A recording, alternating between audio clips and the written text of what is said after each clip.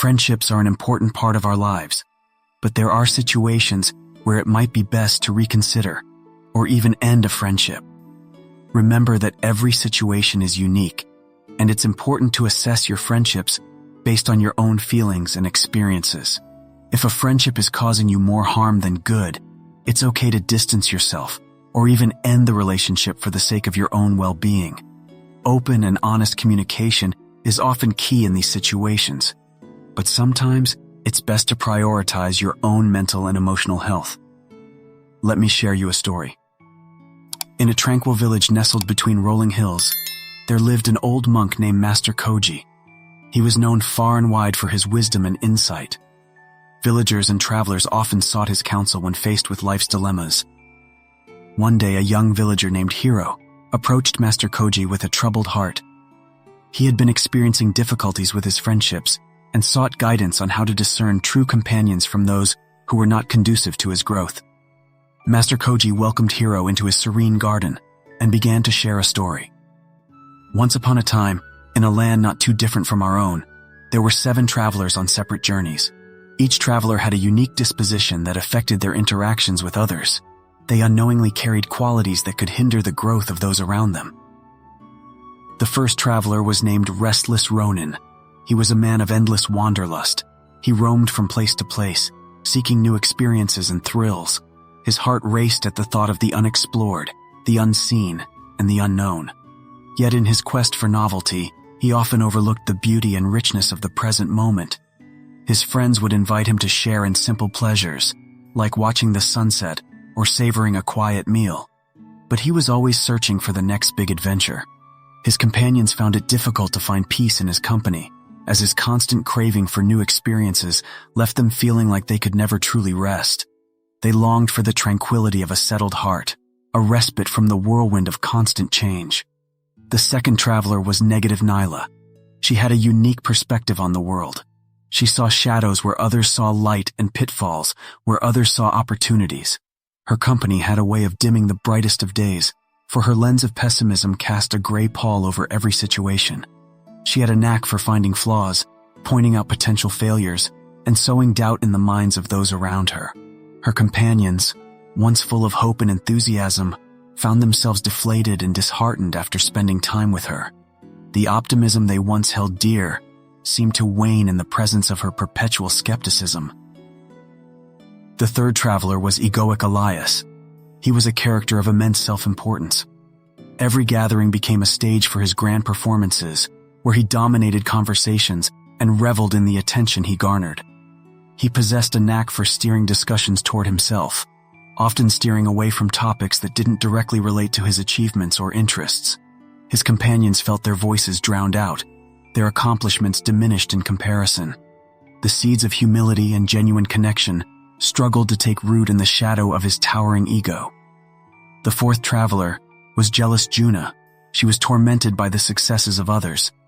The accomplishments of her companions, once cause for celebration, became sources of bitterness for her. She found it difficult to genuinely congratulate others when their achievements only reminded her of her own perceived inadequacies. Her heart was heavy with envy, and her words often carried an undertone of resentment. Her presence cast a cloud over any atmosphere of shared joy, as her inability to celebrate others dampened the spirit of camaraderie. The fifth traveler was indifferent Ira. He was a man of detachment. While he physically occupied the same spaces as his companions, his mind seemed miles away.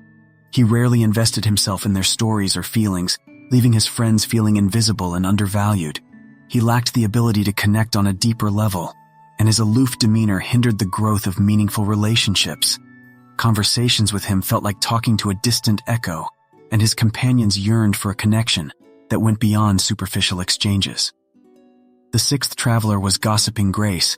She was a woman who seemed to thrive on spreading rumors and secrets about others. She had an insatiable appetite for gossip, and her conversations often revolved around sharing personal stories, often without the consent of those involved. Her companions felt uneasy in her presence, knowing that their private matters might be shared with others without their knowledge. Grace's tendency to engage in gossip hindered the growth of trust and genuine connection among her friends. Her companions yearned for an atmosphere of confidentiality and authenticity, where they could share openly without the fear of their words being used as fodder for idle chatter. The seventh traveler was insensitive Ian. He was a man who had a knack for being completely oblivious to the feelings and sensitivities of those around him. He often made thoughtless remarks that hurt or offended others, without realizing the impact of his words. His lack of empathy and consideration left his companions feeling dismissed and devalued. Ian's blunt honesty crossed the line into insensitivity, preventing his friends from opening up and sharing their thoughts and emotions. His companions wished for an environment of emotional safety and respect, where they could engage in conversations without fear of being hurt by thoughtless comments.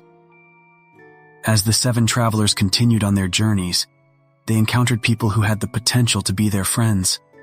However, they often left a trail of strained relationships and stifled growth in their wake. Hero, my young friend, the lesson here is clear. Just as these travelers possessed qualities that hindered the growth of those around them, so too should we be mindful of our own traits. Surround yourself with friends who uplift your spirit, encourage your growth, and share in your journey. Let go of friendships with those who carry the burdens of restlessness, negativity, ego, jealousy, or indifference. It's not about judging them, but about nurturing your own well-being and fostering an environment where your true potential can flourish. Remember, the path to enlightenment is not just about finding the right people to befriend, but also about becoming the kind of friend you wish to have. May your journey be filled with companions who inspire your soul and walk with you towards greater wisdom. As Master Koji's stories continued to unfold, Hiro's understanding deepened further. He saw how each traveler's traits had the power to shape the dynamics of friendship.